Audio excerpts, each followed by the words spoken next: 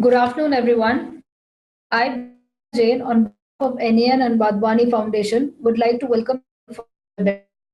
First of all, I would like to thank you all for logging in and joining the webinar. Before we get started with the webinar, we'll take a moment and introduce you to our experts, Mr. Maqsood Ahmed, who will be leading the LearnWISE session, Ms. Vishnu Priya and Mr. Gaurav Singh, who will be leading the Practicum session along with me today in this webinar. This webinar will give you an head start to leverage WS entrepreneurship programs. The objective of this webinar is to have a better understanding of LearnWISE with its new features and Practicum program, where students learn by doing, to help you run the course seamlessly on your respective campuses. At the end of the webinar, we'll be having a Q&A session. Feel free to ask your questions by raising your hand, or you can type your questions in the chat box option. Before I hand over the dais to my colleague, Mr. Maqsood Ahmed, let me set a context of LearnWISE, why this platform, and what are the features you as faculty would be able to access while delivering the courses as well as the practicums on campus. LearnWISE is a learning management system built by Wadhwani Foundation to enable you to run your entrepreneurship courses seamlessly on campus. The platform will give you access to three things. That's content, managing your batches or classes on the platform, as well as data analytics. Now I hand over the dais to Maqsood, who will take us through all the features of the platform. Over to Maqsood. Well, thank you so much, Bhumika. Thank you so all for joining the webinar today. I will take you through the LearnWISE, and in LearnWISE, we see that there are three major stakeholders. The stakeholders, when I say there are three people who will be using LearnWISE from each institute, and all these three people are very important to make this program a success. So first of all, I will start with the institute admin. So who is an institute admin? So institute admin is someone when an institute sign up an MOU with Wadhwani Foundation, we recommend the head of the institute to become a institute admin. He will have access to add faculty, create e-cell, and also know what exactly the faculty are doing. So how many batches have been created, how many students are enrolled to these batches, overall how many students are enrolled to at this institute for this program of Wadhwani Foundation. So here we start with the institute admin part. So under the institute admin, I will take you through the screen. So hope you all are able to see the screen. This is the institute admin page. Once they log in, so what happens is I will go back a step and tell you what exactly happens. When an institute sign up an MOU with Wadhwani Foundation, we take the institute admin and then we add that email ID, institute admin's email ID on the LearnWISE platform. Once we add the email ID on the platform, the institute admin will get an email with their email ID and a password. This password, once they log in, they have to change. And once they change, what they can do is they can create a profile. So this is a page they will see once they log in as institute admin. When they click on this icon, they can edit their profile. So there are a few things where they can edit. You can see that they can update their institute name. They can, so they can see that now. Okay, please let me know if you are able to see the screen. You can just message me on the chat box if the screen is not updated.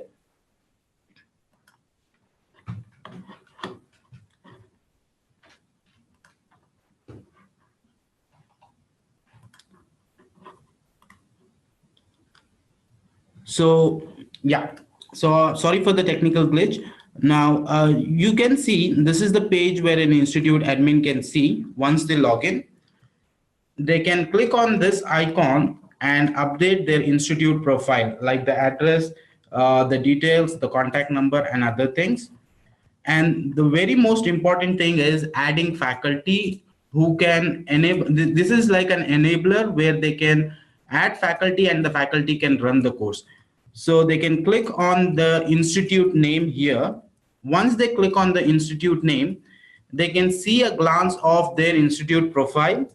There are different tabs like faculty, batches, students, and then suspended. So I'll take you through the each tab. The first tab is the profile, and the second one is faculty. Faculty is who are being added on the platform. So to add a faculty, you need to click on the faculty tab and then click here on add faculty button.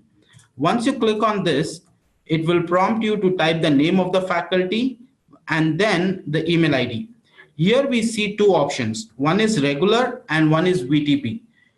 We will always use regular because this platform is global and we use this same platform for other initiatives of Wadhwani Foundation. So VTP we do not use, so we use only regular for the Indian College program. So once you do this, once you add a faculty, once you click on submit, an email will go to the faculty where they can log in and they can create their profile. So you can see the faculty who are registered, and you can also see if you have added a faculty, if he has not done his registration complete, you can see under pending registrations. So you can just click on that and you will know that who is the faculty who has not completed his profile as an admin. And then we go to batches. In the batches, we will see who is the faculty who has created a batch, when they are going to start the course, when they are going to complete the course, how many students have been enrolled to this, and what is the status of the batch. So this status is if they have deleted by mistake, or if it is a demo batch, they have deleted it. Active is something, the course is ongoing, it is not so it is still active. And then there is one more option which is closed. This closed option is when the faculty completes the first term or the basic course, they can close the batch for that particular set of students. And then you have students signed up, where you can see all the students who are part of this campus. They can see the name and their email ID.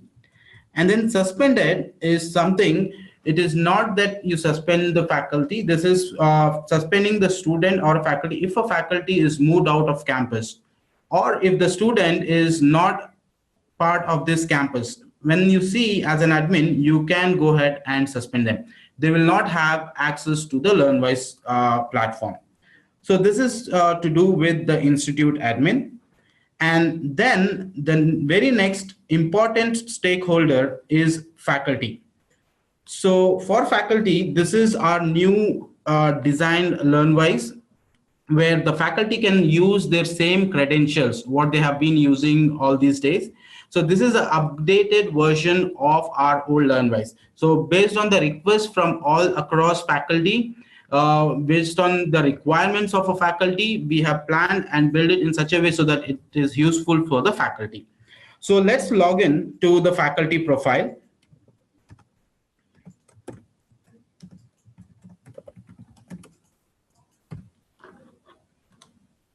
So once we log into the faculty profile, this is the new updated version of the faculty profile. So when the faculty first log in, they will see this screen. So how will the faculty log in? So once the faculty is added on LearnWISE, he will get an email with the password. It will be a temporary 6-digit password.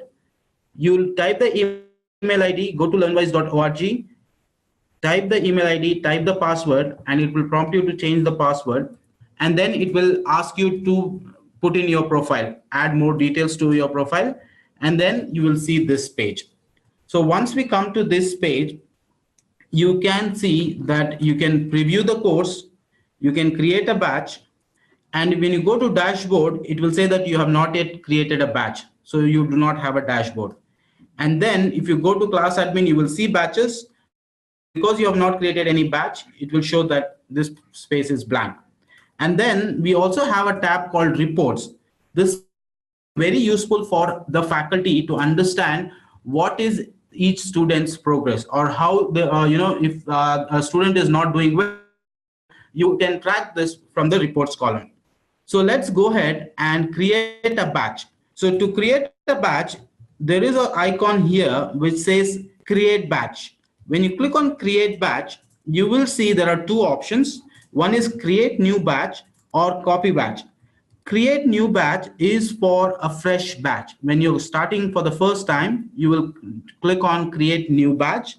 And then the next option is copy batch. So if you have already done the basic course and all the students are moving to the advanced course, that time you can just copy batch so that the students don't have to go and register or join batch again. So we will go ahead and create a new batch. So when we click on create new batch, we see that we have to enter a few basic details. So last year we had the option to enter the batch name, but the batch names were not sequential and we were not able to make out whether it is a demo batch or whether it's an actual batch. So what we have done is we have come up with an alphanumeric number for all batches from institutes. So you need not enter a batch name. What you need to enter is the number of students in a batch. So this is an approximate number. So we recommend a set of 30 to 35 students in a batch where the course is very effective and it is easy to manage for faculty as well. So you can just give that number, and it is not important that if you have given 30 as a batch strength that 30 students should register. It can be either 29 or 31 as well. There is no problem if you have entered a number and the students are less or more. So we will go ahead and give a number as 30, and then when teaching start date. This is very important and critical for the institute admin or for a faculty to understand they are on the right track. So this is a date when you're going to start teaching, not the date when you are going to add students or get the students join the batch. All this directly teaching start date. You can give a date which is in future.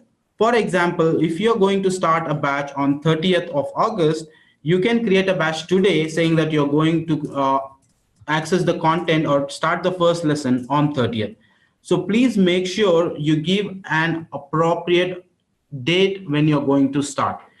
So based on this, all the analytics will be shown to the faculty in the dashboard. So we will keep it as 30th August. And then we click classroom, and activity room is optional. You can upload or you can just leave it blank. And then we go to the next step. So in the next step, what here is it will ask us to add student details. So this, as I mentioned earlier, this is a universal platform where it is used for different initiatives of Wadhwani Foundation. Do not use this option. Do not add any students manually. You have an option called skip. You can just skip this option, and then you see that you have your post in the audience where faculty can the students accordingly.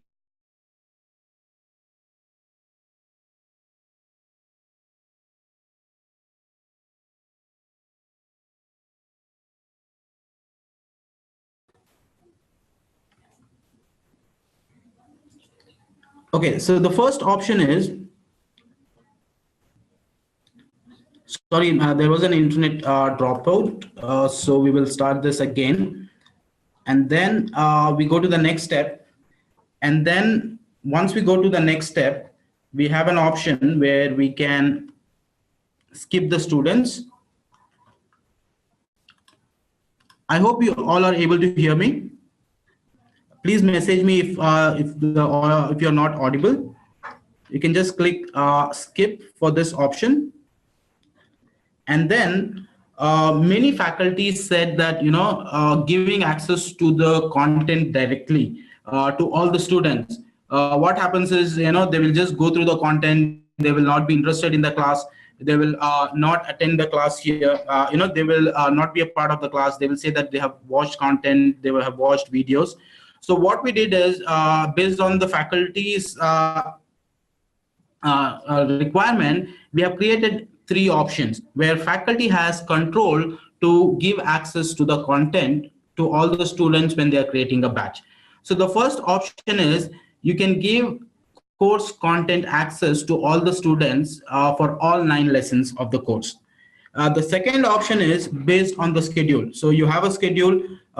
Based on that, you can give access to this. And the third option, which is also important, is you can give access to the course content once you complete lesson 1. So this is completely up to the faculty, what they want to share with the students. And then you see that you have your course plan. You can put that course plan accordingly, or you can just leave it blank, because what will happen is once you complete the lesson 1, it will automatically take lesson when you have completed. You can put lessons scheduled and thought, or you can just leave it blank. It will automatically take that information, and then you can review your batch finally. Last year, we did not have option to review the batch, wherein faculty had input some information which was not correct, and they did not have option to edit it. So we came up with an option where you can review it and then click on submit finally. If there is something where you want to change, you can go ahead and change. For example, if you want to change the lesson date, you can just go here and change it when you're creating the batch. So you can just do those changes and then move on to the next steps. And once you complete this, you can just click on update. So once you do that, you will see the batch is created. So now you can see that the batch is created, and you see that the course is available for students. Now you can inform the students that this is the batch. For example, the last 4 digits of the batch number, you can tell that this is the batch I have created, please join this batch. And I will take you through the student registration process. Before that, I will let you know how what are the different tabs available for a faculty. So if you click on run lesson, you will go to the content. You will go where you can see the content. So as it is clearly mentioned, if you are teaching in a classroom, select teaching mode, or if you're preparing for your class, you can just click on preparation mode. So now we will go to preparation mode. And once you go to preparation mode, you will see the content available for this faculty. Now, if you see on the left side, you have 2 options. One is lessons and resources. Resources is nothing but your faculty notes. Last year, we saw that we had a tab called faculty notes, and faculty were not able to toggle between 2 tabs at 2 different locations. So that's the reason we came here and we have put it at one go, so that it is easy for faculty to toggle and see that you're on this lesson and what are the lesson faculty resources or faculty notes. So resources is once again nothing but your faculty notes. So you have your lessons and you see your lesson and what are the different videos. And now we also have made it simple so that faculty knows that there are 2 videos in this lesson. So they know what is the first video and the second video. It is very helpful because last year it was not at a stretch we were not able to know that okay, which video is this or what video is this. Now when you click on this, you will know what are the 2 different videos have to be played in the class. And this will also help you to tell your students, if you want them to watch the video, prepare and come back, tell them that okay, in this lesson, in this session 1, you have 2 videos, watch them and come back. So it is easy for faculty to do the class in a most easier way or most appropriate way. And then once we come here, you see that the tabs here have been reduced. Last year we had so many tabs, manage batches, courses, other things. Now we have put them into one bucket wherever it is required.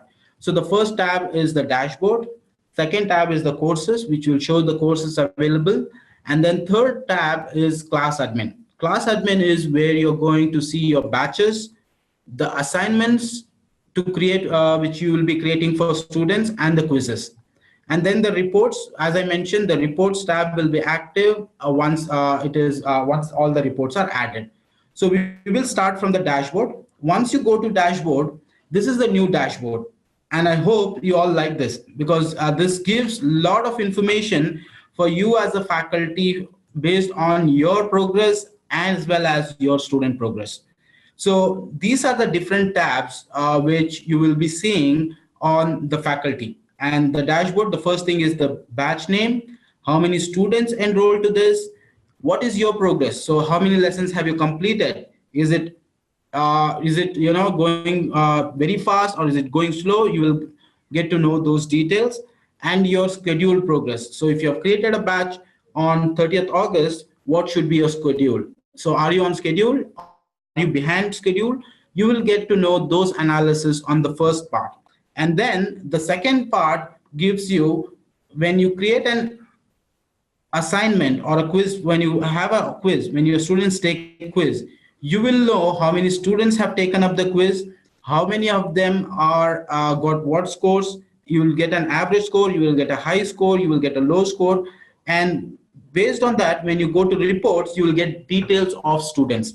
So for example, if you have student one here who has attempted one score and his score is this, if you want to know who is that student, you can just go to reports, click on the link, and you will get the Excel with the list of students, their scores, and who has done it, who has not done it. So this will be a very helpful tool for you as a faculty to monitor your students' progress. And then we also have assignments. So how many assignments you have assigned to the students, how many have submitted, what is their status, what are the scores. You can get all these things on your dashboard. And this will help you to do the course in a progressive way where students learn, and they will have a lot of information. And it will also help you to tell the student, sir, you have not done this, you have not done this. So it's easy for you to track. So this is what your new dashboard will look like, and you will have all the information. You can type in your questions if you have any, so that we can end towards the end of the session. And then next is the courses, where you can create a batch, resume course from here. And then once you resume the course, it will, like for example, if you have two batches, it will tell which course you want to resume now.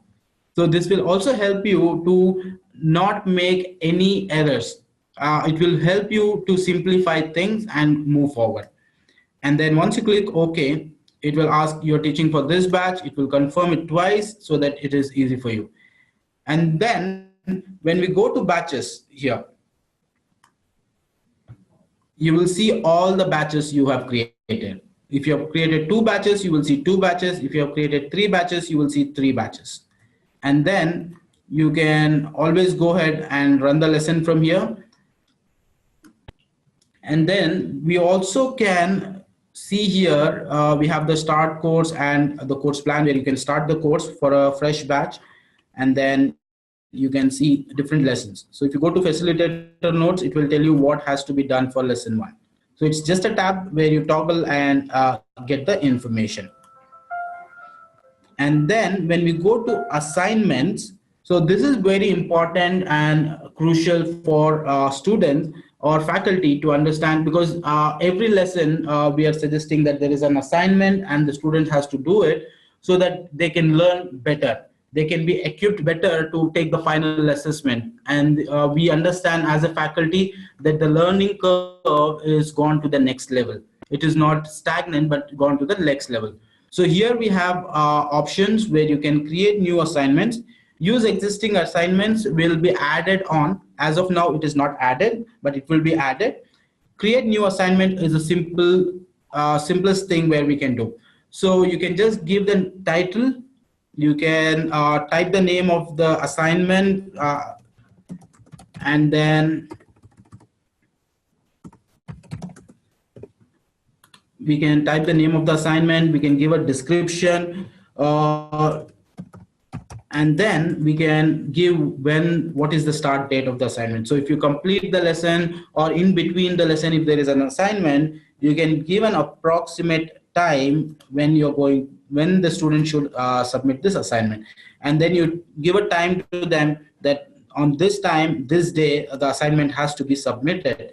So you can put information accordingly. And then you can also have an end date to submit an assignment. So end date is like all your assignments, there is a start date and an end date. If you can't have it, the student submitting the assignment towards the end of the year. We ask them to submit it in between, whenever it is required. So similarly, for this course, we want to have a seamless process where you set up a start date and an end date for an assignment, and then you can also give a due date. So what is the due date? And then you also see here upload type.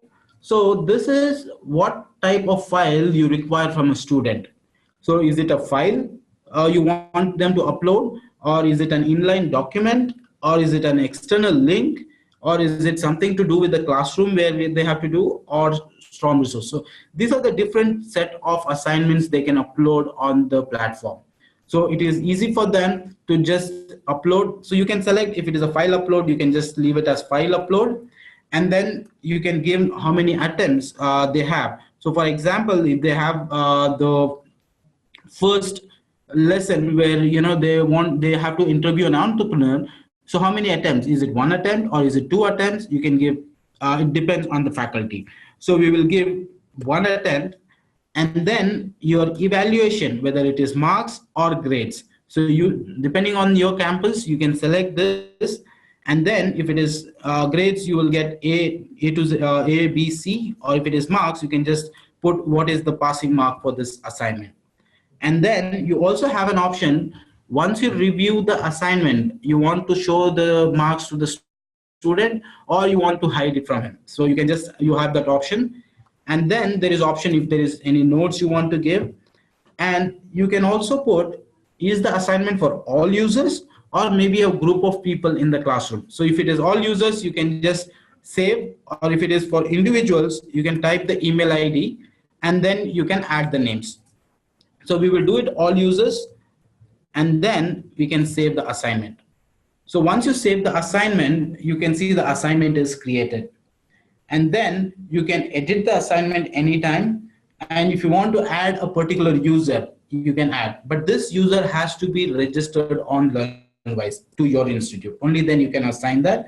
And then if you want to review it, you can always review the assignment.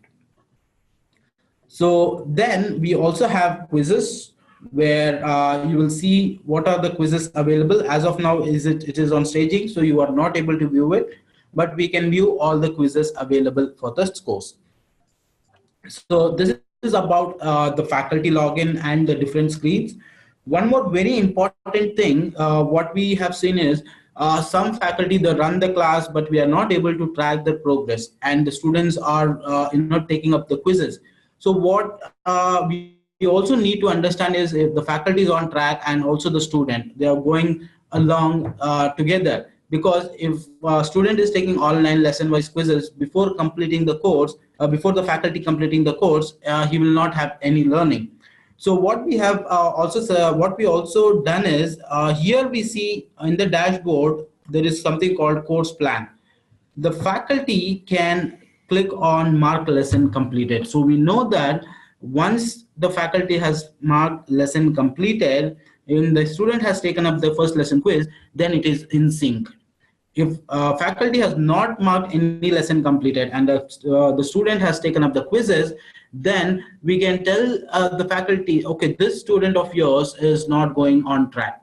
He's either moving forward, fast forward, or he's in backward. So this way, to give the right analysis on the dashboard, we request all the faculty to click on mark lesson as completed. So once you click on mark as completed, the platform will know that, okay, you have completed lesson 1. Now it is the faculty who has to do the lesson, the student has to take the lesson 1 quiz. So that sync is very important to give you the right analysis on the faculty dashboard.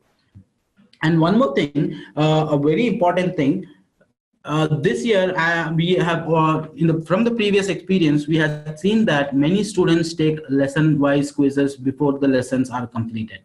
So this year the faculty will have access where they can mark lesson completed, only then the lesson-wise quiz is acceptable for the student. So this will be implemented from on the new system once it is released, and we will intimate you all that then when once the new system is released to the outside world. So this is about the LearnWISE faculty, and very important to mark lesson completed, and also students taking up quizzes, faculty creating assignments. So these are the few new changes along with the dashboard. I hope many faculty will be happy with having the dashboard where they can self tell the students okay, this is not moving forward and this is not happening. So they have all the tools, all the resources to tell a student that he is doing great or he is doing poor. And they can do their self-analysis by going to your own progress and your scheduled progress as a faculty. So if you have any questions, please put it in the question box so that we can take it towards the end. So this is of the faculty. And one more thing, I was mentioning in between that we will go through the student profile. For a student to register to any institute, very important is to have an institute code. So when a faculty goes to the institute, their own profile, they will have the institute code here. So the faculty can take the institute code, share with the students who are going to be a part of the course. So they can have access on this. The institute code is also shared on an email to the faculty. So the faculty can take the institute from there and share it with the student. Student registration. So we will go to the next stakeholder wherein the student. So for a student to register on LearnWISE, there are two important things. One is to have a valid email ID, and then to have an institute code. If we have these two things, then a student can register on LearnWISE. So for a student to register on LearnWISE, he has to go to learnwise.org. Once he goes there, he types his email ID and click next. Once he do this step, it will ask for an institute code and a password. Password can be anything of a student choice. It is not mandated that he has to put something. It can be anything of 6 digits where the system will accept. And then once he does that, an email verification is done. So an email is sent to his email where he has to go into his email and click on the link to verify his email ID. This is similar to Facebook or Yahoo. We get OTPs nowadays. Previously, we used to do it on verifications. So it is very important for a student to verify. Once he registers and logs in to this system, he will update his profile. And I will show you the student profile. How does it look like?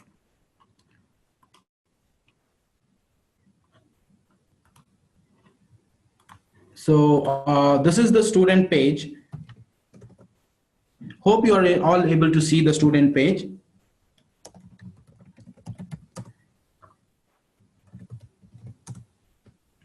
So here, once the student enroll, he will see that there is one course available for him. That means from that institute, the faculty has created a batch.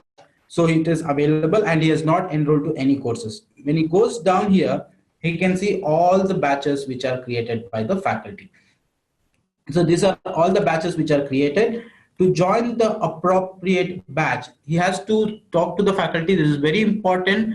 Once we have the right information, he will join the right batch. So the student will join to this batch of 178. It will confirm. It will ask for a confirmation. Are you sure you want to join this batch? He clicks yes. And then he will have access to the content. So he can just join the batch, and from there he can go to the dashboard and he can see his own progress. So this is very important for a student because last year students were not able to know their progress. Now it is captured how many lessons quizzes, how many lessons are there, how many quizzes are there, how many assignments he has submitted, what are their scores, what are their grades. So this is a student preview. So once the student joins a batch, he can see all these details at one go. And this will help the student to motivate him to go to the next level. He can see the scores, he can sit with his friends, understand, okay, you got a better score, what have you done better? So this will be an analysis where the students will have better options to understand and move forward, in a better way. So this is the student dashboard. He can start the course. As you all know, there is no much difference for a student and a faculty. The only major difference is the faculty will have lessons and resources, but the students will have only lessons. He will not have any other details. And then he can go to courses again to this, and then he can see the quizzes. So these are the quizzes where, as I said, it's a staging server. It will be updated and he can see all the quizzes. And then he can also see once an assignment is assigned. So as a faculty, I did not assign any assignment to this student. So I will just assign an assignment so that he can go and take this. So just give me a minute where I will show that how it looks for a student.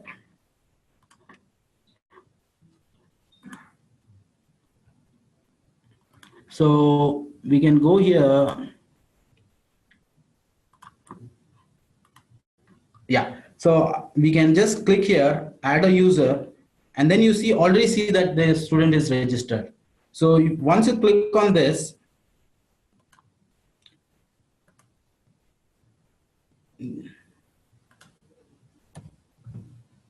so you can just click here and then add the user. So submit. Once you submit, the student now can go to his page, and then he will have his assignment seen there.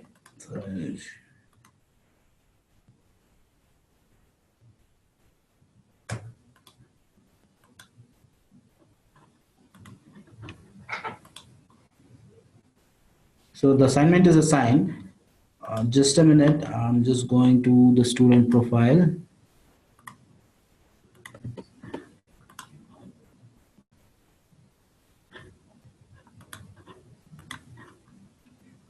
Yeah, so this is a faculty profile.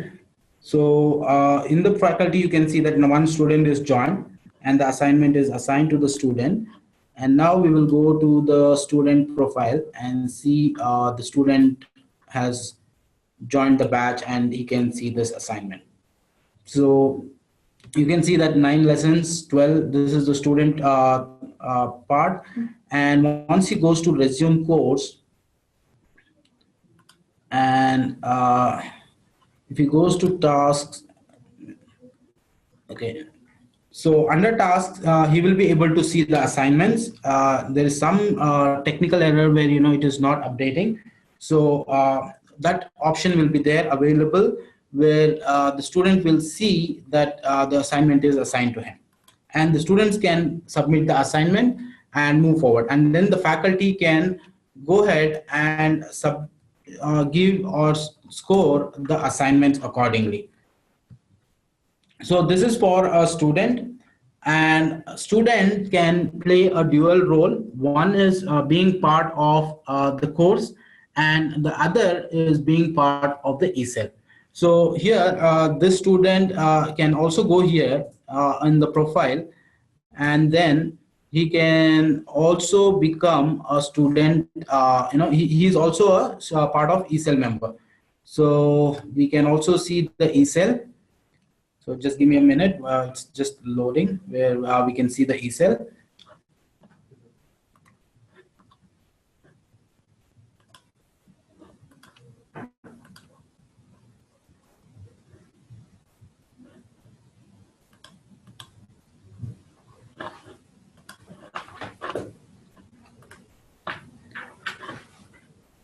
So I'll take you through the ESL profile of a student. So ESL will have similar details wherein as of last year, so many of you are new, so I'll take you through the entire process of how ESL looks like.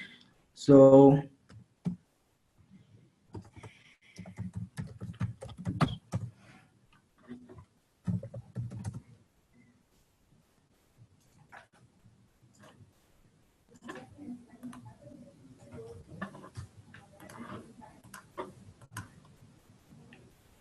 I'll just take you through that. Just give me a minute.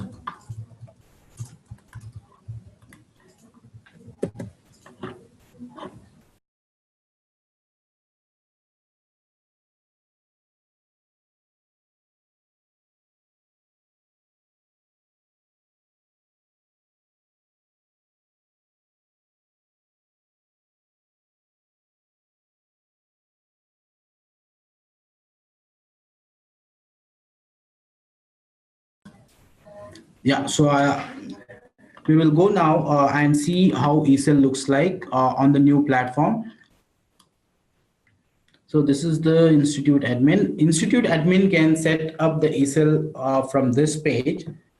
They can just go to the profile and click on ESL setup.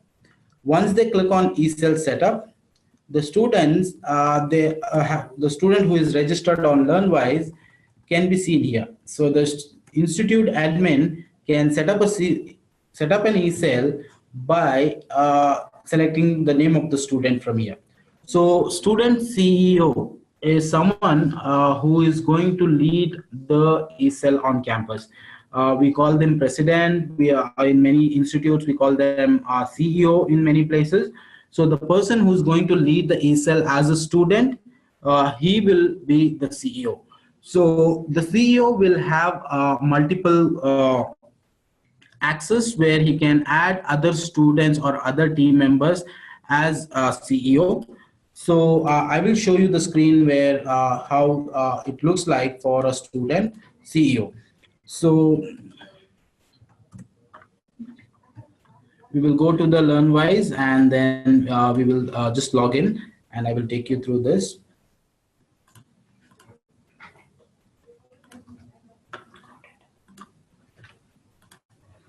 So we can just go here.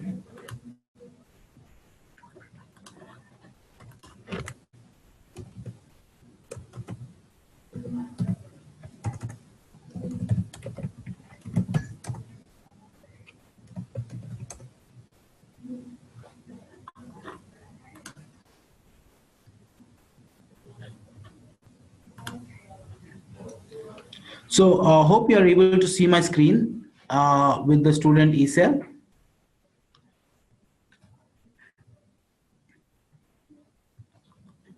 So when we go to the courses as a student, when we go to dashboard,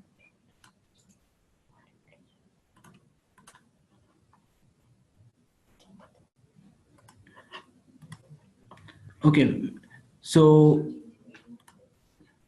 hope you are able to see my screen. When we go to courses on the tab and then click on the profile, you see ESL. You see profile, my favorites, logout, and ESL here. So as a CEO, this is the new page for the ESL. I can add a team, I can add an activity. So this is a page where I can edit the details of my ESL. I can add add information about my ESL, and then you can see activities, which are upcoming activities, ongoing activities, and completed. Upcoming are which are going to come ahead. Ongoing is which is happening today, and completed are which are gone. And then we can see team. So the CEO will have options to add a team, add leaders for different roles. So if you go here, we see different roles. We have a CTO officer, delivery head, and then technology head, security head, chief operator, advisor, others. So they can add a role, and then they can add students who are part of the faculty, the institute. So they can also give actions, like edit only profile or edit events, add events. They can give multiple roles to these different heads of the ESL. So that is about adding team. And then we can also see what are the different practicums available. So under advanced, we have how many practicums, what are those different practicums, what are the different how to use different practicums. This is the information available. What you can also do is, as a CEO, you can add an activity. If you go to activity tab, click on add activity. So once we click on add activity, it will tell which activity should be added. So what what kind of activity we are planning to do in the next week. So there are events, there are games, there is workshop. So you select any one. For example, we will select a $1 venture. So we will add an activity, and then we can schedule it. So scheduling is when we are going to run this activity on campus. So what I suggest all the leaders, this is again from the past experience, the activity is on Monday, and Monday morning we start creating the activity on LearnWISE. So that will not help, because you will not be able to market it enough for all the students who can be a part of this activity. So suggest, we can create the activity in advance, like we create batches in advance for running the course. So similarly, we can create an activity in advance, give a date, say that you are going to have this activity on the 29th of August. So you have 4 or 5 days of time to market this activity for all the students, and you can have good number of participants attending this activity. And then what time is the activity going to start, and is it 1 day activity or 1 hour activity? We can put those activity information there. So this will be available for students. So that they will know that once they register on LearnWise, okay, this activity is available and this is for 3 hours. Will I be able to attend or not? So we can do that. And then how many seats? So this is something, where an e-leader can tell, okay, we are going to do this activity only for 50 students, 100 students, 20 students. So depending on that, they can put a number so that the attendees who are going to register will know, okay, now there are only 20 seats available, should I register or not, and then where exactly it is happening. So we can put that information where exactly it will happen, and then you can click on done. So once you click on done, the activity will be showing up, and the students from the campus, they will get a notification that this activity is created. But this is only to the students who are part of LearnWise. So the students can see the notification, register, and be a part. And one more very important thing, all this is available on the LearnWise web version. The app version is still, we are working on that to develop and take it to the next level. So it is available on the web version. We can try all this in the coming days very soon. So hopefully I have taken you through all the important things of being part of LearnWise as a faculty, as a student, and as a CEO. I would request Bhumika to take ahead with the what are the different activities what we are talking, or what are the different practicums which are available. So thank you so much. Thank you, Maksud. I hope we are able to understand all how the different features on the platform work. What we'll do is dwell a little in detail into the practicum activities that you could conduct through the e-cells and ask your e-cells to conduct in a structured manner.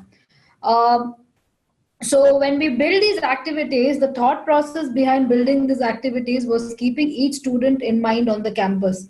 And hence what we did was we divided these activities keeping the three key audiences in mind on a campus.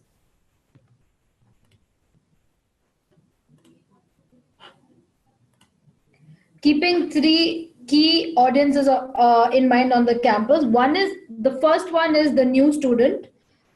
Basically, somebody who has very little knowledge on entrepreneurship or has no knowledge about entrepreneurship, but is excited, enthused, keen to actually learn entrepreneurship. What we did was we built a bouquet of 8 activities, which are gamified versions, which are games for students to understand how different nuances in entrepreneurship actually work. Then the second stakeholder, the second audience on campus, is a student who is maybe at an idea stage or is once level above an idea stage, but actually do not know how to take this idea forward. So these kind of students actually require to do some kind of extra workshops, extra activities to see how do they pursue the idea. Hence we added another bouquet of 3 or 4 activities for these kind of students.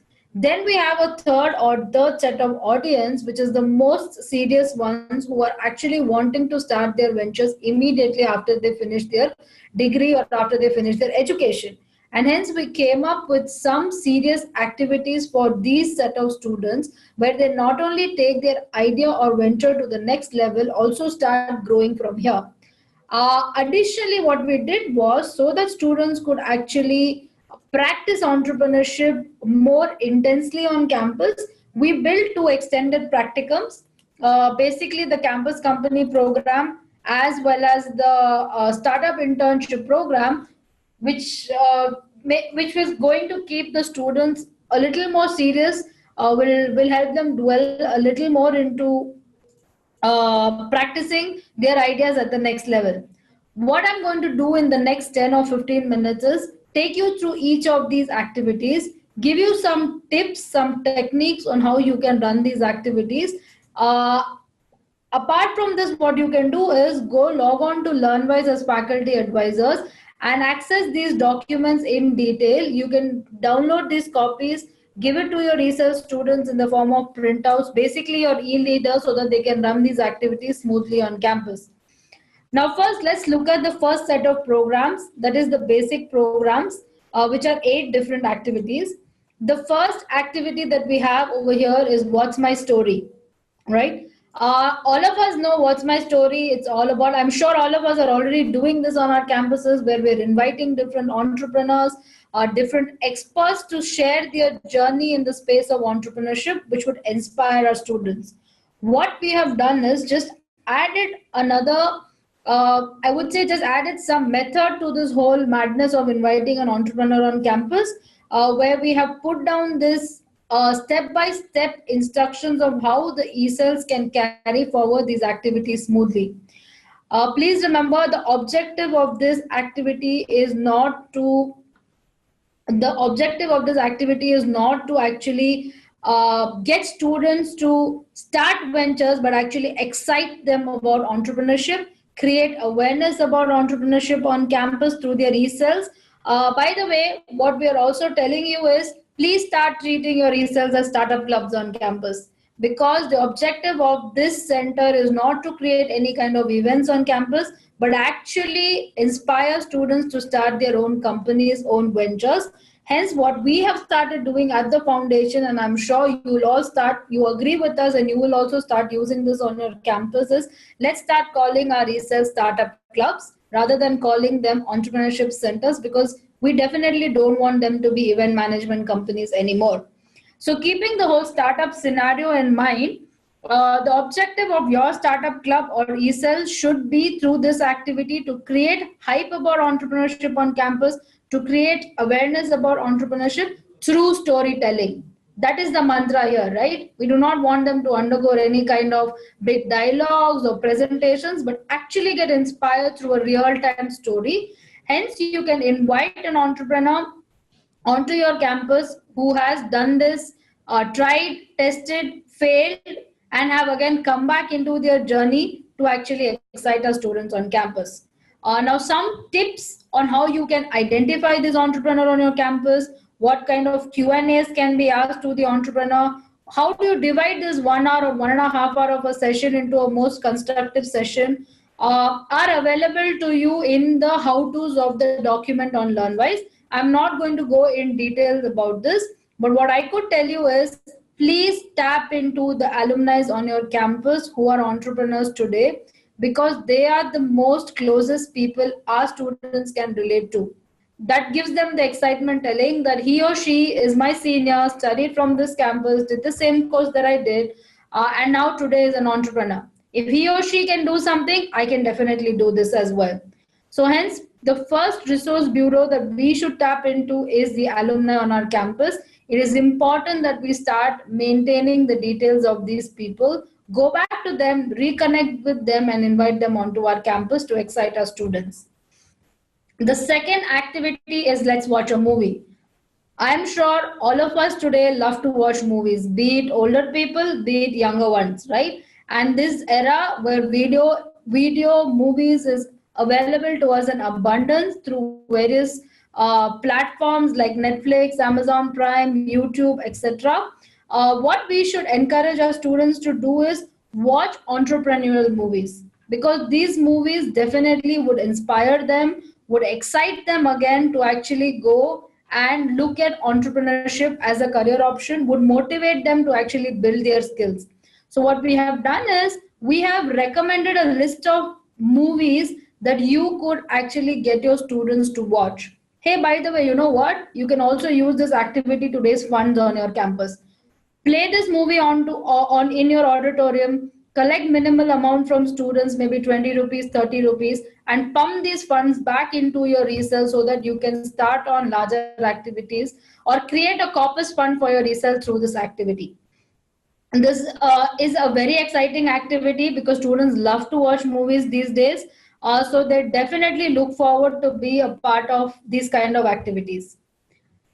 Tips to facilitate this activity. Ideally, please run this at the beginning of the academic year and not in the middle or the end of the academic year. Reason being, we need to excite and motivate students at the start of the year so that we have an entrepreneurial year going forward.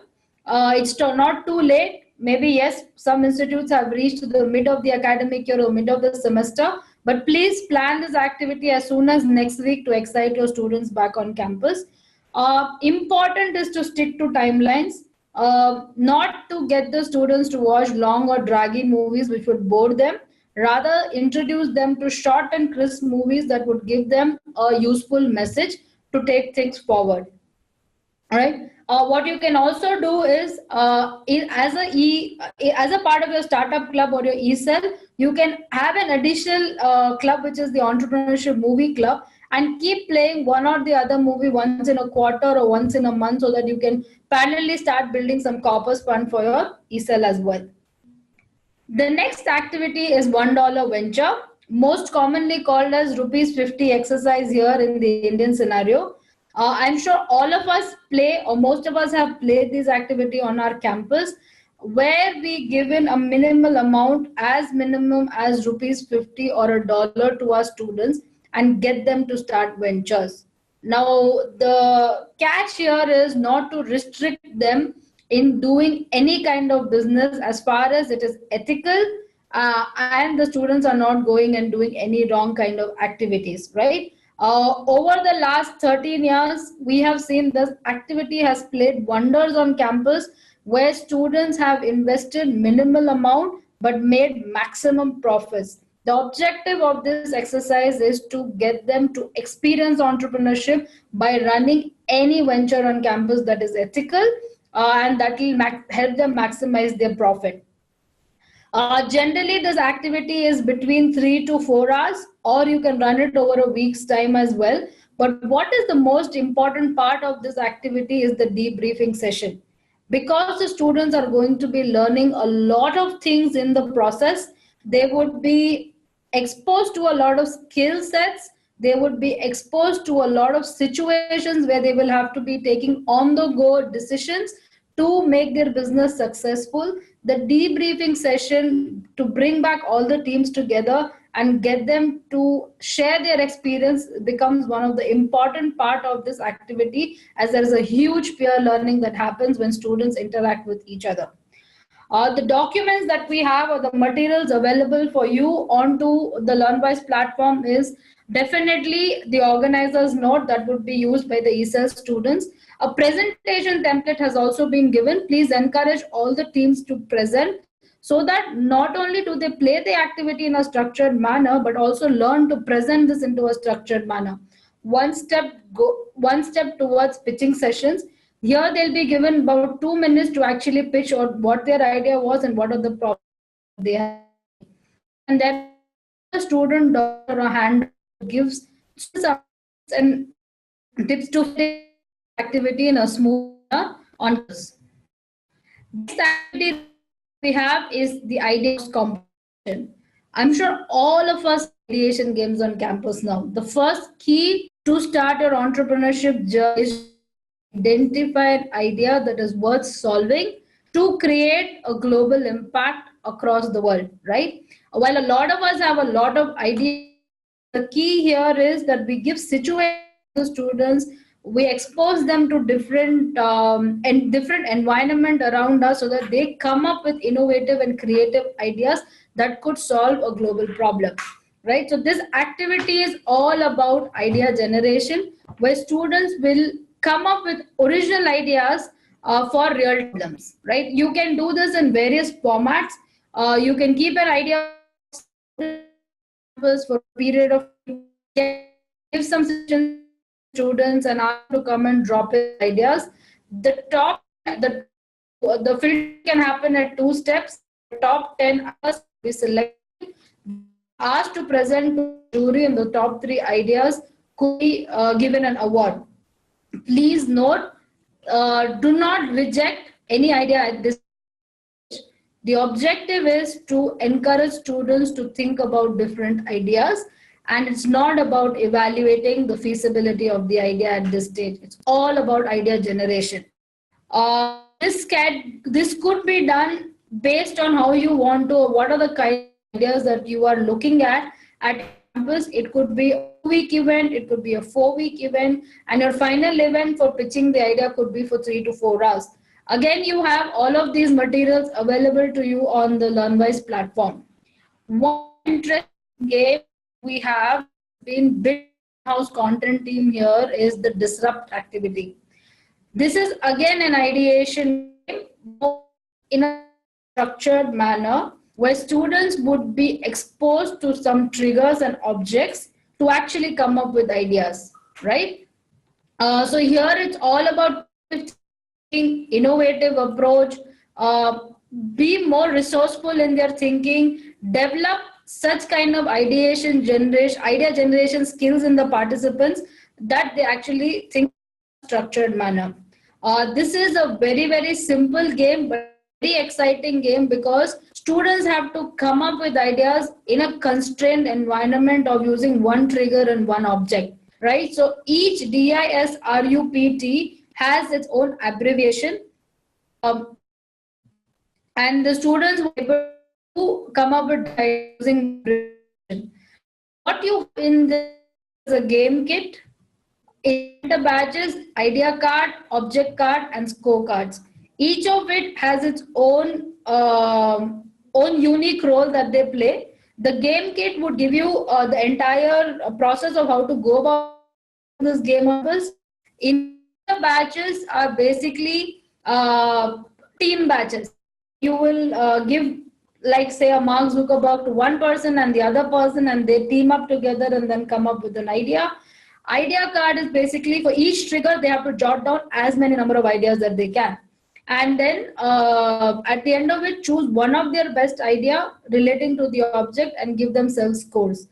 End of the activity, the best ideas across different triggers using different objects would be marked, and then the students would be able to come up with a scorecard. Please note, again, here it's about motivating students to come up with ideas. Do not encourage any evaluation of ideas at this level, because we would want students to think freely, think creatively about the different ideas they can come with. The next one is a fun competition between students, which is Lights, Camera, Entrepreneur. I'm sure when we hear the name itself, we can figure out what this is. It's about going to an entrepreneur and shooting their journey. Through this activity, students would not only understand on how to build their interpersonal skills with the entrepreneur, but also understand the idea, challenge, passion behind building a venture through this entrepreneur. Story of this entrepreneur when they are capturing. They'll not only develop soft skills, but they also develop some technical skills of creating videos, editing videos, presenting the story in a very structured manner, adding visual effects to the whole thing. A lot of skill sets will be built through the process for the students while they're doing this activity. This is a fun activity because these days, again, students are too much into video filming, wanting to talk to different kind of people, getting exposure. So through this activity, the students on campus will get exposure to a lot of things.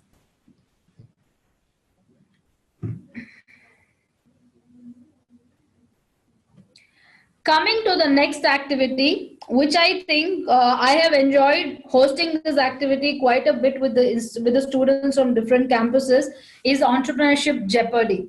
I'm sure all of us are exposed or have heard about this quiz game in the US called Jeopardy, where different teams come up and play the whole quiz format with a twist. Normally, in a normal scenario, what we have is quizzes are we ask questions, people give us direct answers.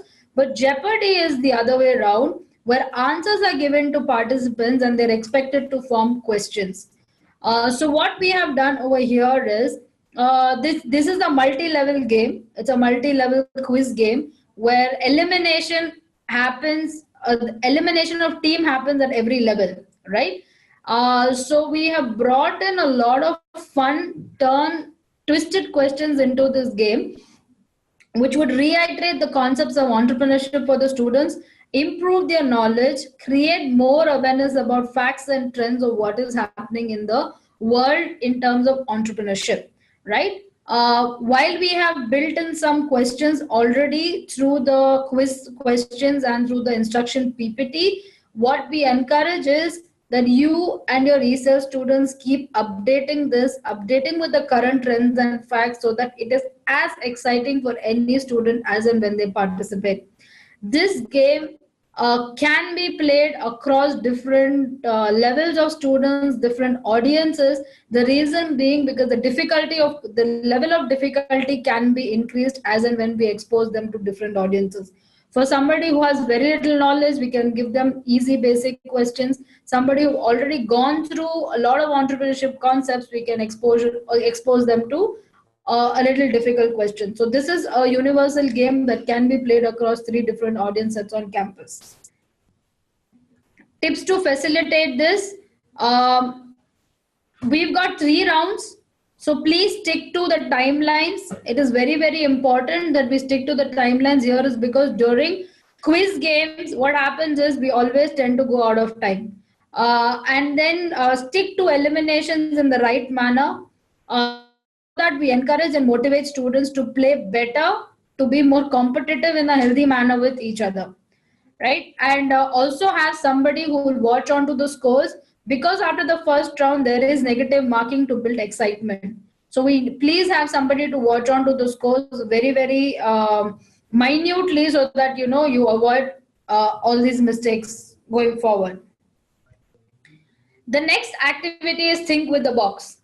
Now, when we generally what we are asked to do is think with outside the box, right? We always ask our students to think outside the box, be very innovative, be very creative. But think with the box is to think within the box and outside the box, right? What I mean by that is that we think of doing marketing our products, our services, keeping the product and service in mind. So this activity is all about packaging a product in a innovative manner so that you can attract customers to your product or service. About advertisement and marketing. And how do you present your product and service to the customer, highlighting the product and features and its benefits. It's a fun game where we given some resources to the students in terms of boxes, papers, colors, some creative items, and then we give them one product, one service, and you can ask them to come up with a packaging strategy, or you can give them different products and different services and ask them to come up with their packaging again for the product. A lot of flexibility can be brought into this game to build in more excitement.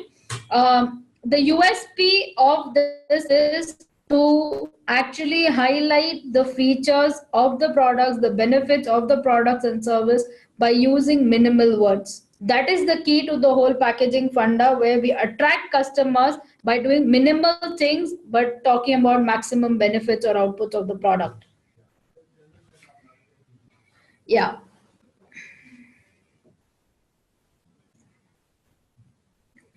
So this was the end to the basic activities, where we've got 8 activities, mostly games, largely games for students to excite them, to enthuse them about entrepreneurship. Let's move into the advanced programs, which is the next level of programs, basically for students who are either at an ideation stage or beyond an ideation stage, or at a growth stage as well. So the first activity that we have here is the Smarty Challenge. Now, Smarty Challenge was the one of the flagship initiatives of Wadhwani Foundation, where we identified real-time problems from startups or corporates. gamified this and threw it as a challenge to students as a competition. So actually the students here are working on real time problems, providing solutions to existing startups, providing solutions to existing corporate companies for so that they can actually go take their venture or idea to the next level. We have done various smarties. I would just quote one here, one with Snapdeal, where the biggest challenge for Snapdeal was to onboard sellers onto their marketplace. So we gave this as a competition to students across the country, where they actually went out to each of these brick and mortar shops in and around their region and converted them and guided them, told them the benefits of what it is to be on an e-commerce platform, and actually got these sellers onto Snapdeal's marketplace. Around 1,000 sellers were bought in based on the documentation and the other filters that Snapdeal put in. 250 were onboarded onto their marketplace. So similarly, we have done about 8 to 10 smarties like these, where we have tied up with Rashmi Bansal, with StudyBud, with Rangrage, different startups like this, so that we could solve their problems. The second one is a simulation game, which is called a Venture Voyage. This is actually a game that could be played over 8 weeks period, where students would come up or set up fictitious businesses by collaborating with different people on campus.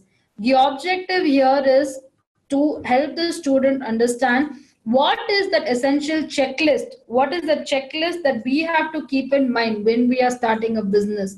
So at every week a student is being given a task, and they're expected to complete the task in a week's time, and post that a second week's task is given. At the end of 8 weeks, the student would be in a position to actually start a business. If they actually set up a virtual business through the simulation game, prepare their complete business plan and get out into the market. They identify their customers, they identify their legal regulations, regulatory items, how to register their firm, how to form teams, how to come up with a logo, how to keep their financials in place. All of this over a period of 8 weeks. But please remember, the activity, the students have to come together for 3 hours in a week at least once, so that they can share their learnings, their best practices with their other team members, and take it forward.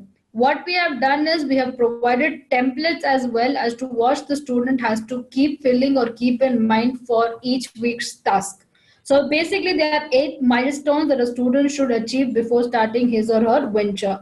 So Venture Voyage is a journey for 8 weeks that will help students to set up a fictitious business or a virtual business, and give them the complete learning of what goes into actually starting up a venture. Coming to the other activity, again, one more important or an exciting activity for students, that is the investor hunt. Now, investor hunt is basically an finance game. It's an e-finance game where students would pitch to a panel of investors about their idea. It's like a 1 minute pitch thing, more like Shark Tank. I'm sure all of us have seen episodes of Shark Tank. If not, we highly recommend that you go watch this and know actually people operate in Shark Tank. How do they invest to or negotiate with investors to get them to invest into their idea? Now, this is again a simulation game. We are not. These are like mock pitching sessions. We are not exposing them. We are exposing them to real investors, but more to practice and see how do they actually invest when they actually go to raise funds, right? What happens over here is not only would they learn how to craft their pitch, but actually how to evaluate the company, seal the deal with the investors, pitch and negotiate with the investor, and raise money successfully. So this is like a 6 hour game played over 2 weeks of time, where students are completing one task in week one for 3 hours. They're given a week's time to go back, look into their pitch, look into their idea, work on their valuations, work on their financials, and then come back in the second week and do a real-time pitch, a real-time mock pitch to investors, serious investors who would be willing to fund them into their venture. We have a series of material available for this at every level, what an investor should be doing, what an entrepreneur should be doing, what the facilitator should be doing, how do you fill the valuation template. All of these details are available to you in the Investor Hunt kit. Please take out some time. It's a very exciting game. Very valuable for students who are actually going to pitch to funders, to fundraisers. It'll give them a sense and understanding of how to go about pitching these sessions. When we interact with students, we hear a lot about this, telling, we want to raise funds, but we do not know how to go about it. This activity would actually help students do that. But our request is, play this activity, this simulation game with serious set of students, so that the essence of the flavor of the game is not lost. Not with students who are just at an ideation stage, because this is not going to help them or add value in any manner.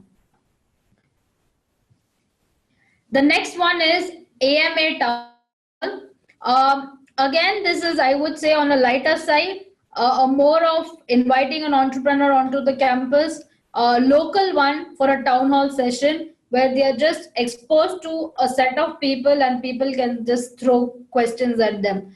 This is more of understanding how entrepreneurship works, or what goes into becoming an entrepreneur, through a session, through a speaking session, and spending some time, a fruitful time, with one entrepreneur or many entrepreneurs. If you've got a panel of people, we could call them and then have one open house session with all the students on campus.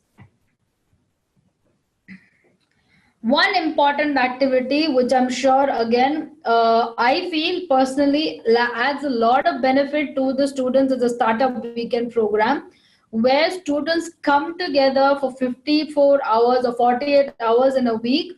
Not only do the students with ideas come together, but designers, developers, experts from different domains, they all come together with the purpose or objective to actually start a business after 54 hours, right? They come up with an idea, they form teams, they build their prototype, and they're almost ready to launch their startups.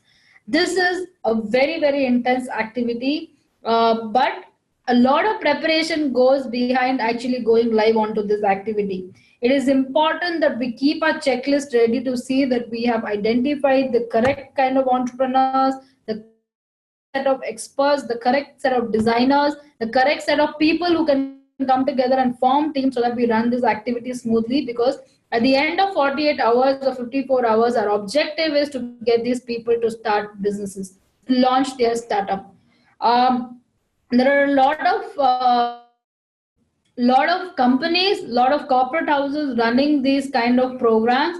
The best way to bring in different set of people is to actually collaborate with these corporate houses, collaborate with these companies, so that we bring in different people from different genres to do this activity smoothly on campus. These are the tips. Quickly, I'll give you a minute. You can read through this.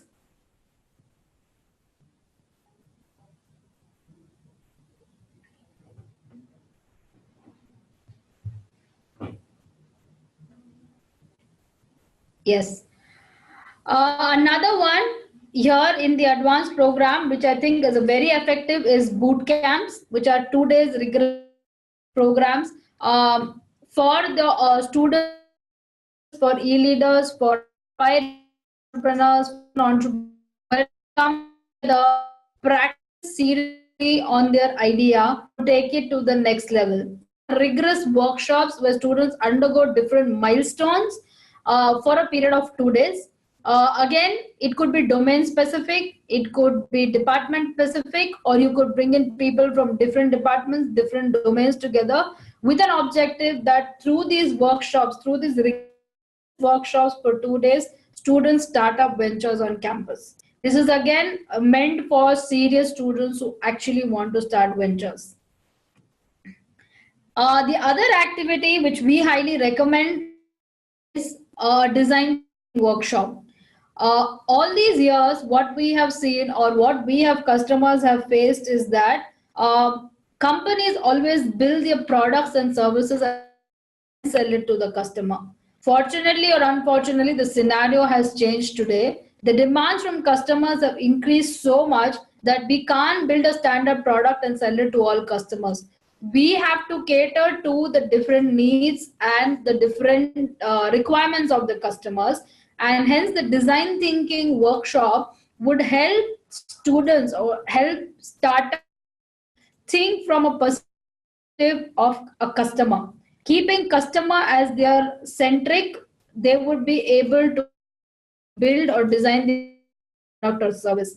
The whole process is about immersing into understanding what could be a customer's pain, and then empathizing with the customer, coming up with an idea that could solve the customer's pain point, building a prototype, validating this prototype. It could be a service or a product with the customer to see if this is what they require. If not, go back, rebuild it, measure it again, and then launch their startup into the real world. So design thinking will help the students to critically think from a customer's perspective, more of a human centered approach, which is about solving problems, real time problems of the customers.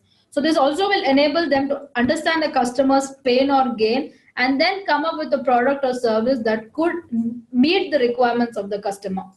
Right? Empathy is the key to this whole, to the context of the problem here. Empathizing with your customer, and then coming up with creative ideas or innovative solutions to the problem. So there, here we have about 5 stages that a student undergoes. That is immerse, empathize, ideate, prototype, and validate. What has to be done at each stage? What is the duration of each stage is given to you in your facilitator's guidebook. This is generally a one-day workshop. In some places, what we see is that they get them to go out, validate their prototype with the customer, and then come back into the room to relearn, measure, build it again. So it's completely up to you about how you want to go about running these design thinking workshops.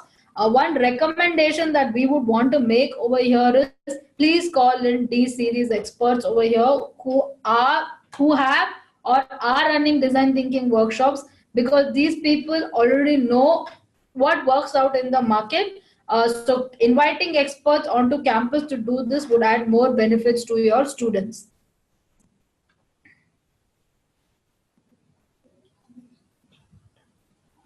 The next one, which I think again very important from an entrepreneur's perspective, is a business model workshop. A lot of us first think of developing a business plan and then we look at our model. But what we recommend is a business model plays as a catalyst to your business plan. If you want your business to be successful, then it is important to develop the model before you go out to the market. So this one-day workshop would expose students to the 9 blocks that go into building a business model, which starts from teams, what are the activities that they're supposed to do, what are the resources, what is their value proposition, what is the USP, key thing to your business model. Because everybody, I'm sure, everything that we want to start, there is a solution available outside. But how are you different from the other startups is something, a key differentiator that you have to come up with. Who is your customer? Not everybody cannot be our customer. So what's your niche market? What are your channels of advertising or reaching through your customer? What are your different customer segments? What is the cost? What is the risk involved? And what are your revenue streams? So these are the 9 blocks that will help them put things into perspective, put things into place, and then come up with a business model for their idea. So this is a one-day workshop. Please remember, no model is an ideal model. It's always about going, implementing this model onto into the real-time world, and then coming back and reworking onto the model. Sensitizing students that this is not your ideal model or the model for your business is very, very important, so that they keep growing from here. It is important that they learn from their mistakes, rebuild their model, and go out back into the market.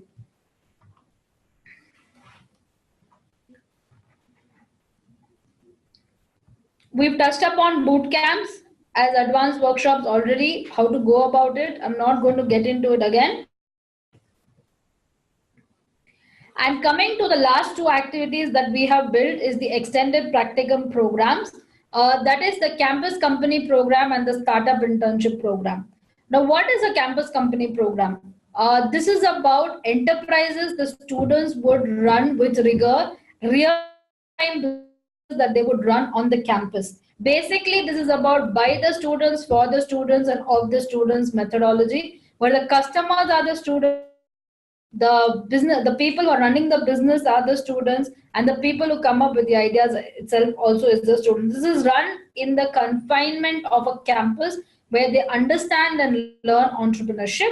uh, Again, give students the real perspective on how to run ventures. We highly recommend you start with different campus companies onto your campus that can get students to actually know what entrepreneurship is real time on ground. The second one is the startup internship program. I'm sure all of us are recommending our students intern, and internship has become a part of curriculum these days so that they actually understand what happens on ground. But what we are recommending is that students learn to work with startups or learn to intern with startups so that they get the different learning cycles of what goes into building a startup. It does startup, sometimes they might have to take strategic decisions, and sometimes they might also be the ones who are making coffee and tea, but they actually get real-time learning of what it is to build a startup through the startup internship program. So these are the 18 activities that we have developed, and we will continue to develop more of these activities for different set of audiences. All of this is available to you on LearnWISE with in detailed documents. But in case you require any support from us in the foundation, please reach out to your respective regional managers or here at the back end office as well, and we'll be more than happy to support you in running these activities smoothly on campus. But what is most important is not about just running these activities, but setting an objective of why we should be running these activities on our campus. Because students' objective is to create entrepreneurs or entrepreneurial mindset through these activities, and hence setting objectives at the end of each activity, a goal to each activity, and also putting a year-long plan to actually see where we want to reach at the end of the year. What is that one goal that we want to achieve? It is very, very important for us to plan that before we actually run the right set of activities for our audiences on campus. We will get in touch with you shortly. Your regional managers are going to get in touch with you shortly to understand and to see how do we build these calendars on our campus to do these activities in the most constructive manner. But for today, it was to help you or be able to understand about how to go about using the LearnWise platform and exposing you to these 18 activities so that we start planning our calendars for this academic year on campus. With this, I'm done. Do we have any question and answers? We have also Gaurav here who would support us with the Q&A. So let's take up any questions.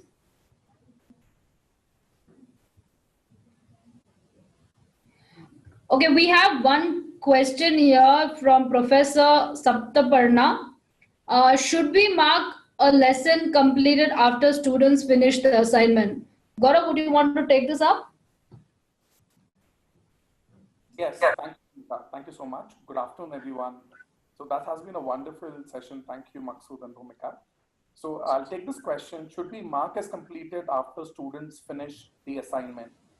So see, when you're marking the assignments and are giving the students the assignment, as Maksud showed you, that we need to go ahead and create an assignment or mark the assignment. So once we've gone ahead and given that, we would be able to go ahead and also give an end date to this assignment. As the end date would be given to the assignments, on that particular day, the submission would be ended up and the system would not take further submissions. So while working and while marking the assignment, it would ask you for a start date and an end date. So the end date would take control of when the assignment has to be submitted. Anything else you want to add on to this, Bhumika?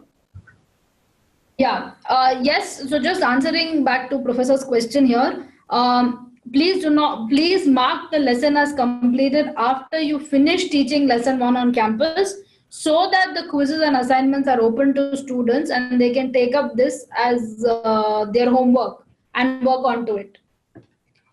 We have another question here in terms of What if there is only one faculty on campus, but we've got 100 students? How do we go about creating the batches for these students? Gaurav? Yeah. So I would want to understand this. If there are 100 students and only one faculty, so are you doing multiple batches? Because according to our understanding, in one batch there has to be about 35 students and not more than 35 students. So in that case, I would request that you should go ahead and split your 100 students into three batches of 35, 35 and 30, making it a 100 batch. And then you should be able to take weekly classes and allot weekly classes to each one of them. Therefore, one batch would not have more than 35 students. That's what we are aiming at, that the class strength and the batch size should not be more than 35. The reason being, if you look at the activities that are involved and if you look at the course curriculum, it is all about going to the building and bringing those experiencing back to the classes. And a class size of 35 would not allow a faculty to be able to concentrate on each student. So does that answer the question, or do you want to know anything more on that? I guess that answers the question, Gaurav. If you have more related questions to this, please feel free to write to us onto the chat box, or you can reach out to us post the webinar as well. Again, another question from one of the faculty members here is that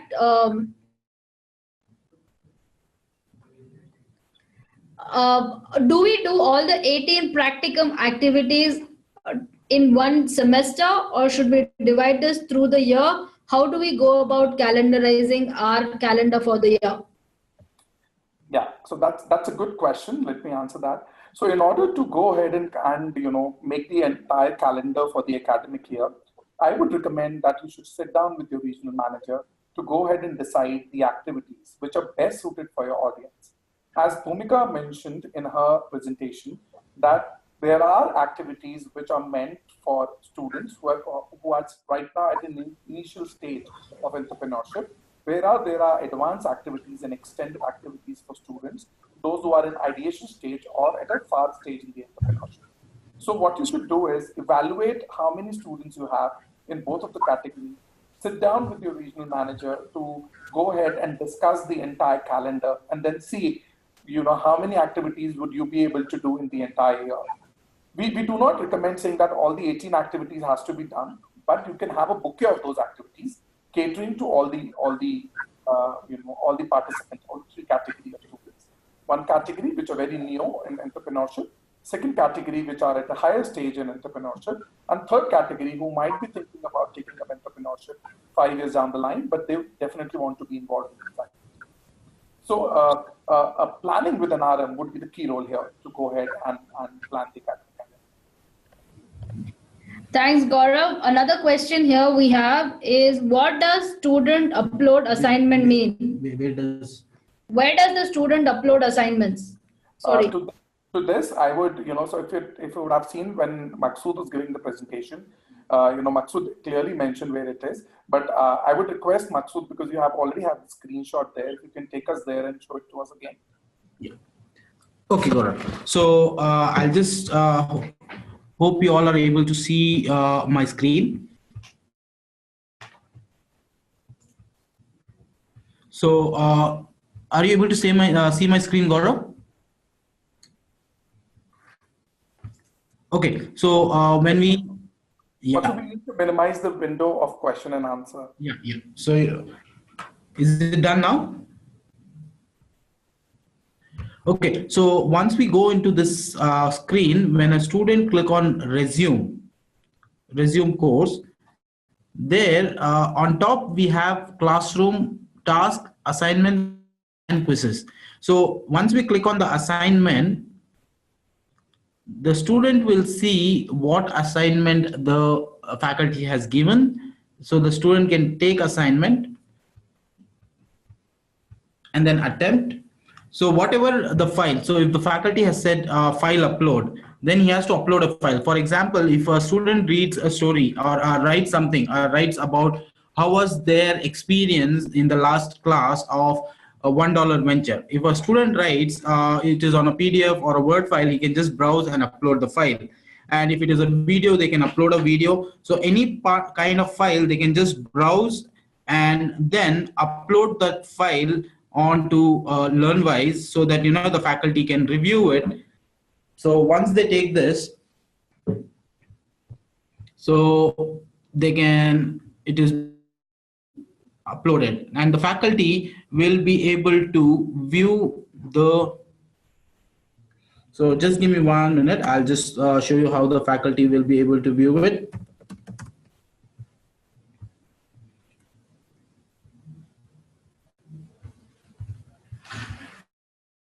So once the student is submitted, it has been submitted. Now he can also edit. If he thinks that there is some issue and he has to edit it, he can just go ahead and edit the profile. Edit the submitted assignment like we do on other things, and then faculty will be able to view or grade the assignment. So when we go to this screen, faculty can view the assignments uploaded by the student. So it will update, and it will show here that this user has updated the he has submitted the assignment. So once he does that, he can review it and grade that assignment for the student. So it is here where they can review it. So they can see here Maqsood Ahmad before due date, before downloaded, and now they can download it and see what exactly we have submitted. So this is how the faculty can assign and view the assignments, whatever has been given. And he can grade it also. Once he reviews it, he can just grade it and say, this is because it was on 23rd August, but the student has submitted it before due date, so the faculty is not able to review it. So they can just review it once it is done. We have another question here. Like assignments, do the faculty have to put or give timelines for the quizzes as well to the students? Okay. So we do not have the timelines for the quizzes. As soon as the the assignments are or the class is completed and you mark the class completed, ideally the student should be taking the quizzes within 1 week. That's what we expect, and then move on to the next lesson. However, you do not, on the LearnWISE platform, you do not have to create a start date and end date for the quiz. But please encourage that the student should be able to go ahead and complete their quizzes within 1 week of the class being completed, so that once you move on the next week to the lesson 2, they have already completed and your batch has already completed the lesson quizzes. I'm sure that later, once the students have completed the quizzes, if you want, the RMs can also go ahead and share the reports with you, on the later half. But it is always useful to make sure they complete within 1 week. Anything else, Bhumika, you want to add on to that answer? Yeah, thanks. So there's this next question, which I would request Maqsood to take up actually. When will we have the access to the new LearnWISE platform? Can we start the course with the previous platform? Yes, we will be able to, I'll answer the second question first. We will be use the same login credentials as I mentioned earlier. We will be able to use the same login credentials and the same batches, and it will all remain the same for the faculty who have already started. For the new platform, we will shortly share a mail with the release date and other details, so that the faculty can also go through it. Yeah, just adding on to that, to all my dear faculty members, do not worry about the new platform. It is exactly like a new operating system that we use. So there's an update button that comes, and we can click on the update and we can start using the new platform. Till that time, go ahead, create your batches, use your LearnWISE platform the way it is. The moment it gets launched, we will definitely, as Maqsood mentioned, we'll definitely notify our faculty members. And if you face any problem, feel free to contact us if you need any help with the new platform. We have another question here. How do we give the group assignments to the class? Maqsood, would you want to take that up? Yeah. So as I showed earlier, in the faculty login, we have an option where faculty can go ahead and create a group assignment. So I'll just take you to the screen so that we can see that. So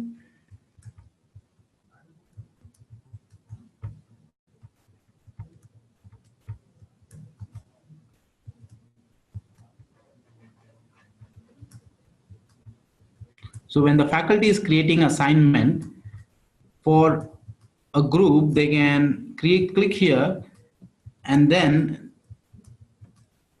here we will have an option called group. It is for individual or a group. So we will have an option called group assignment so that you can create a group assignment. So here you will have an option called group, all users, individuals, and groups. Hope this answers the question.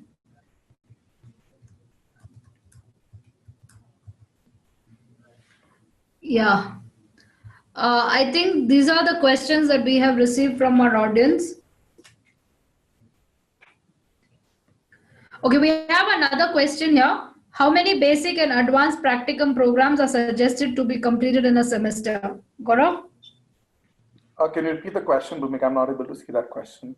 How many basic and advanced practicum programs are suggested to be completed in a semester? Okay. So if you look at our course content, there are 3 practicums that are mandatory to be done along with the basic course.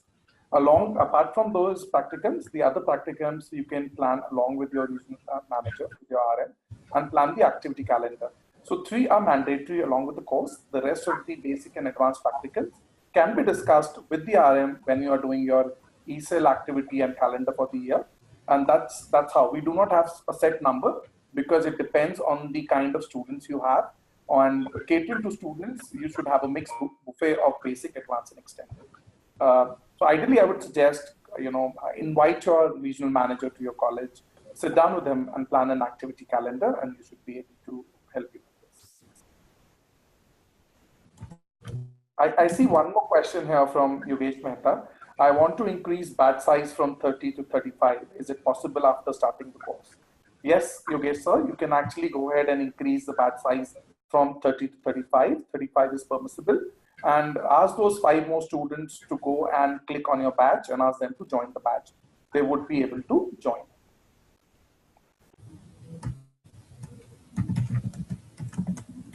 Any other questions we have, Bhumika?